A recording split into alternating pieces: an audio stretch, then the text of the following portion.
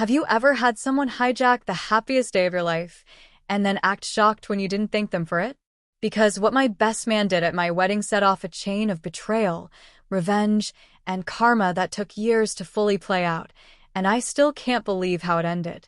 I was standing at my own wedding reception, still buzzing from the ceremony, when my best man took the mic for his speech. At first, it was normal. Jokes. Stories. Laughs.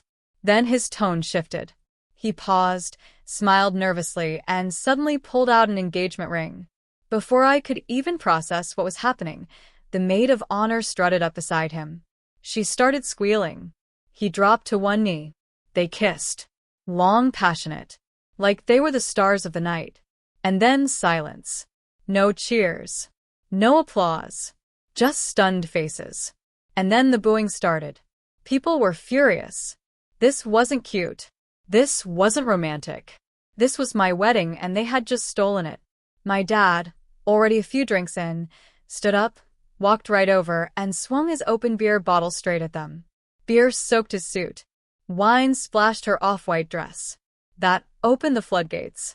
Other guests followed. Drinks everywhere. Her makeup melted down her face. She bolted. He chased after her. And as a final cherry on top, my dad stuck his foot out and sent my best man face first into the floor. Even after they were gone, the damage was done. The night was wrecked. I ran outside, adrenaline and rage pumping, and found them standing there, soaked, humiliated, awkwardly frozen like they couldn't believe what had just happened. Before I could speak, he threw his hands up. "This isn't fair," he said. "We didn't deserve that. We were just trying to do something special." I stared at him, stunned. He wasn't apologizing. He was playing the victim. "You hijacked my wedding," I snapped, "and you're mad people reacted?" He insisted he thought everyone would be happy. That I'd be happy. That we could share the moment. Like my wedding was some kind of group project. That was when something in me shifted. He still didn't get it. He never really did. We barely spoke after that. He texted constantly, apologies mixed with excuses.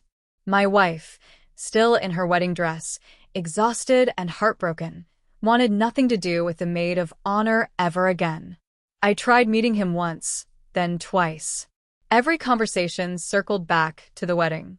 Every time he minimized it. About a year later, life finally threw us a lifeline. My wife and I found out we were expecting our first child. After everything that had been taken from us, this felt like hope again. We kept it quiet, just for us. Then the invitation arrived. My former best man and the former maid of honor were getting married. Part of me wanted to toss it straight into the trash. Another part of me saw an opportunity. We decided to go. Their wedding was nothing like ours. Smaller venue. Fewer guests. You could feel the distance in the room.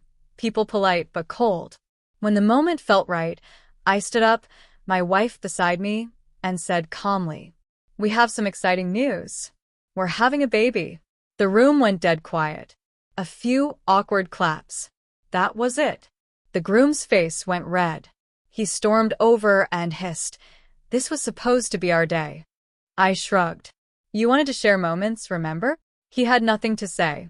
And just like that, the mood was gone. Forever. Years passed.